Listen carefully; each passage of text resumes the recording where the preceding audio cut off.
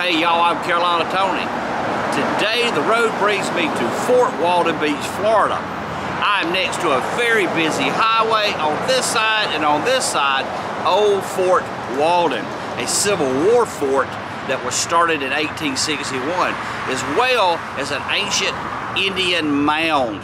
And we're going to take a look around, but right after this station identification.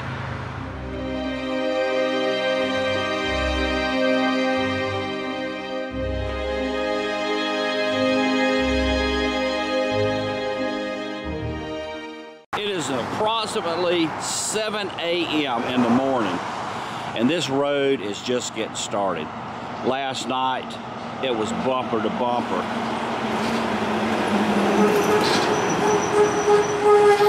And because Fort Waldon being in the panhandle of Florida and right under Alabama, the time difference is about an hour later than what I'm accustomed to.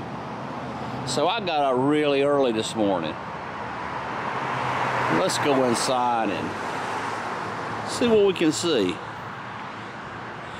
Of course, the museum is not open yet. It doesn't open to 10. And because of this COVID mess that's going on, I don't even know that you can get in. Here is the Temple Mound itself. As you can see from street level, it is built up a good bit. And of course, over the years it's eroded, and I'm sure it's not nowhere near as big as it was once. Of course, it's protected now, but this thing was built between 1000 and 1500 AD by the Indians that lived in this area. It was built entirely by hand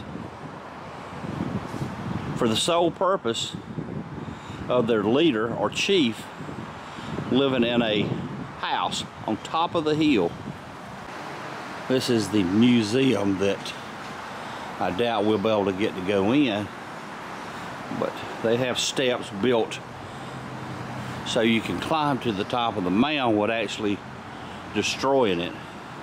They believe this mound was built by prehistoric people living here between AD 700 and AD 1500.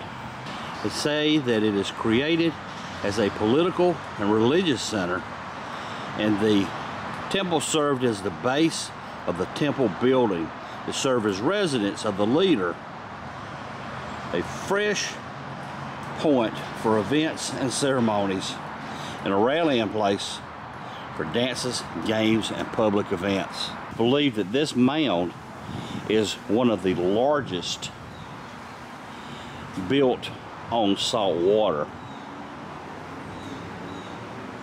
But because of its location, it was located close to fresh water, as well as plenty of seafood for the Native Americans to sustain themselves.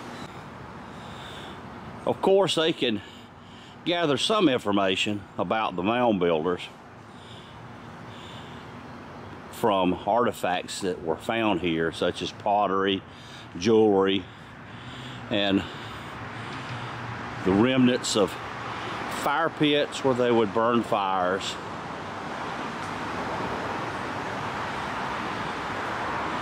As well as bones.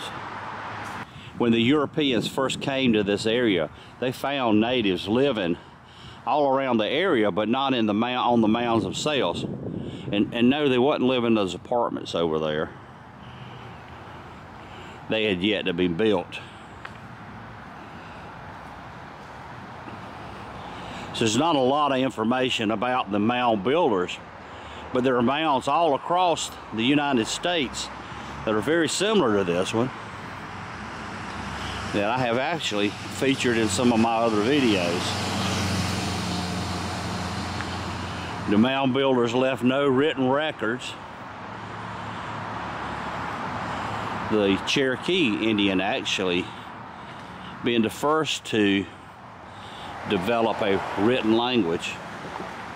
If you are ever in the Fort Waldon area and wish to visit, of course you can come during the week after 10 o'clock and perhaps get in, but also as part of Old Fort Waldon, they have the Garnier Post Office Museum that is from 1918 to 1953. Of course, it's been restored. And the Camp Waldon Schoolhouse Museum, 1912 to 1936.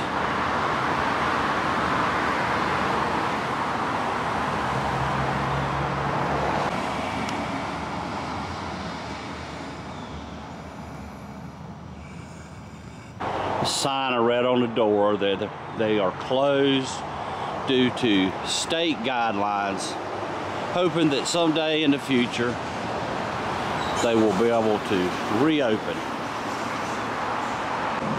From what I've read in the papers and have saw on TV, that museums are not where people are getting COVID, it's the beaches.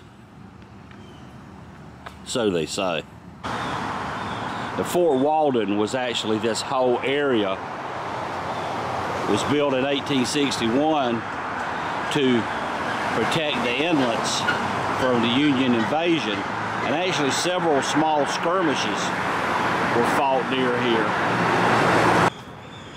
Well, I know that was a short little visit, but I hope you have gained a little bit of information. Hope you enjoyed it. If you did, be sure to go down below, give me a thumbs up. Be sure to leave me a comment if there are other places you'd like me to visit, or ask any questions. I'd love talking to you guys. Again, thanks for stopping by, and if you hadn't yet subscribed, be sure to go ahead and do so now, if you will.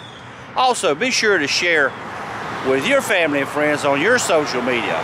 But until next time, y'all have a good day.